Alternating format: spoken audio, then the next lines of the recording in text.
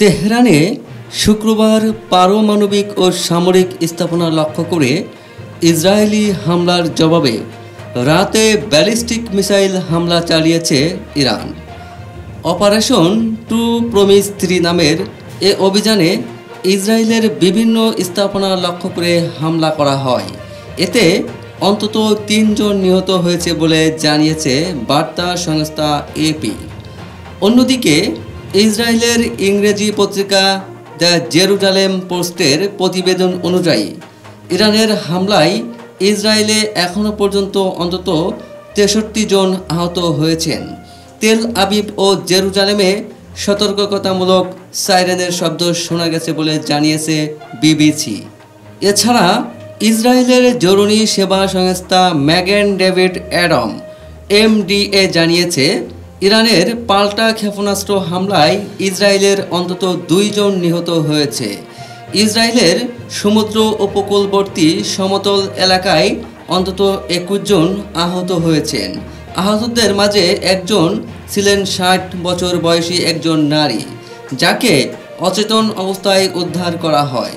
তবে তখন তার শরীরে কোনো প্রাণচিহ্ন পাওয়া যায়নি। এছাড়া 45 বছর বয়সী এক পুরুষকেও উদ্ধার করা হয়, পরে যাকে মৃত ঘোষণা করা হয় জানিয়েছে MDA।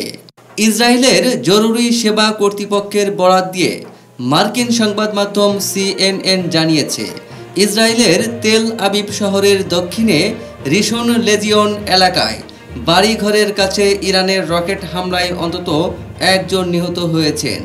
আহত হয়েছেন 40 জনের বেশি। ঘটনাস্থলে বিপুল সংখ্যক প্যারামেডিক সদস্যকে পাঠানো হয়েছে। তারা ঘটনাস্থলে পৌঁছে দেখেন সেখানে ব্যাপক ক্ষয়ক্ষতি হয়েছে ও কয়েকজন ব্যক্তি ধ্বংসস্তূপের নিচে আটকা পড়েছেন।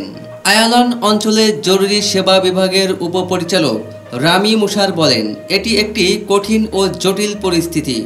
ভবনগুলোর ভেতর আর কোনো হতাহত আছে কিনা তা নিশ্চিত হতে আমরা এখনও কাজ করে যাচ্ছি।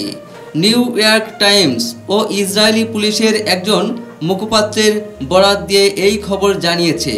ওই পুলিশ কর্মকর্তা জানিয়েছেন শুক্রবার রাতে তেল আবিবের কাছে একটি শহরে ইরানের ক্ষেপণাস্ত্র হামলার পর ঘটনাস্থলেই ওই নারীকে মৃত ঘোষণা করা হয়। ইরান ইসরায়েলে পাল্টা ক্ষেপণাস্ত্র হামলা চালানোর পর ইসরায়েলের বিভিন্ন অঞ্চলে প্রতিরক্ষা ব্যবস্থা সক্রিয় করা হয়েছে।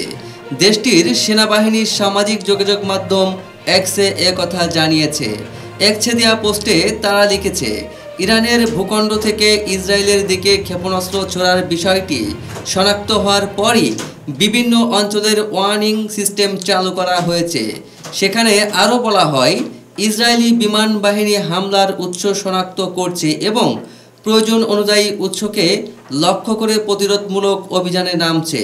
তবে ইসরায়েলের এয়ার ডিফেন্স সিস্টেম তথা প্রতিরক্ষা ব্যবস্থা শতভাগ দুর্ভেদ্য না উল্লেখ করে দেশটির সাধারণ নাগরিকদের উদ্দেশ্যে বলা হয়, তারা যেন সমস্ত নির্দেশনা কঠোরভাবে মেনে চলে।